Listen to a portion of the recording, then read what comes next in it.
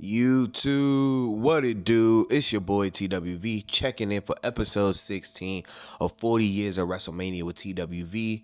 This will be Wrestlemania 16. Wrestlemania 16 took place at the Arrowhead Pond at Anaheim in Anaheim, California, with a total attendance of 19,776. So this WrestleMania was really decent.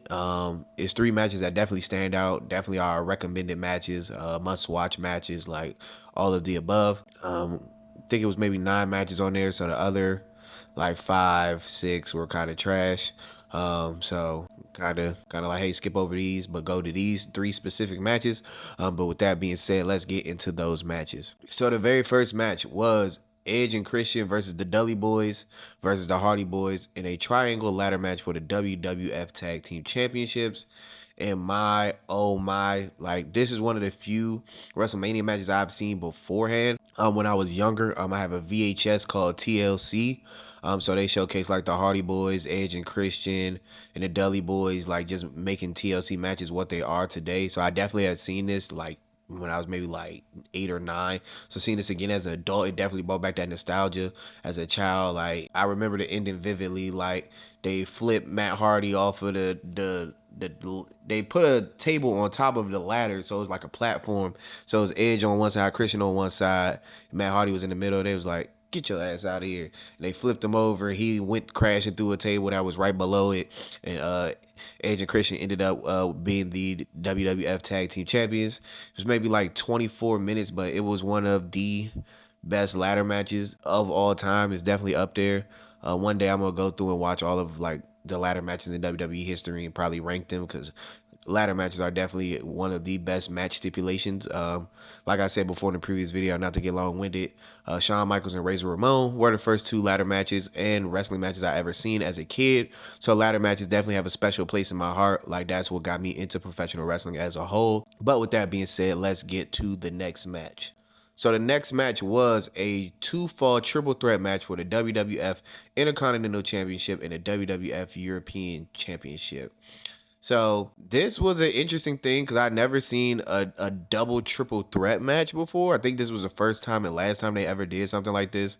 So it was definitely interesting. We had Chris Benoit versus Chris Jericho versus Kurt Angle. Kurt Angle did come in as double champ. And he definitely left without the belts. So for the first match, Chris Benoit defeated Chris Jericho. He ended up pinning him, and he became the Intercontinental Champion.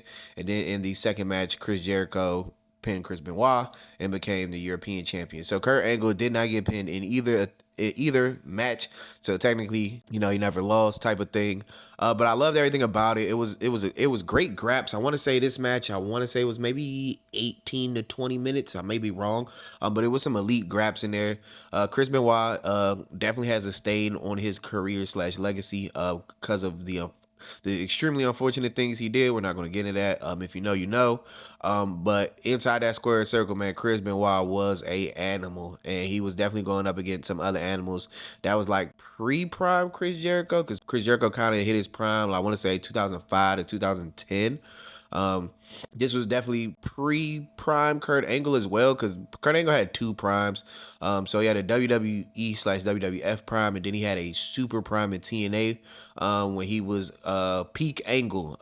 So yeah, so this was elite grabs between both matches. A lot of transitions and chain wrestling, and a lot of breaking up pins, but you was glued to your seat for all 18 to 20 minutes. It was a really great watch. Definitely some real graps. This is a real graps approved because they were going at it. But with that being said, let's get into the next one.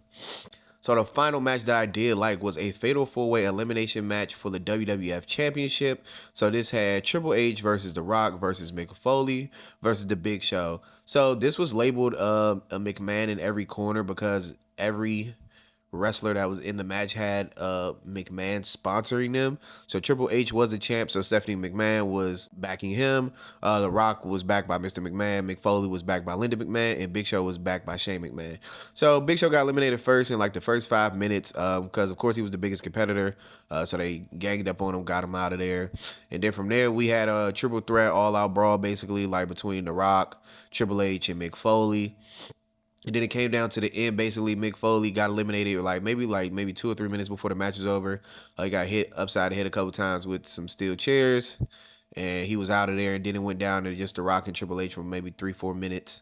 And then Vince McMahon screwed over The Rock, hit him with a steel chair like twice, and Triple H was able to crawl over and pin. It was a really great match. It was really long though. It was like 40 minutes. So it's like, damn, this match is dragging. But when they picked up the pace, they definitely picked up the pace. So it was kind of one of those where you'll tune in and then you'll hear Jim Ross yelling something on the commentary, then you tune back in. So I definitely liked it, definitely enjoyed it. Only gripe, maybe if they would have cut maybe 8 minutes off and this would have been like a 30-minute match, I'd have enjoyed it a lot more. But having to sit through 40 minutes of this was kind of a long watch, but it was worth it. Definitely enjoyed the match thoroughly. But with that being said, it's your boy TWV checking in, checking out, and I'll catch you tomorrow on the next one. Peace.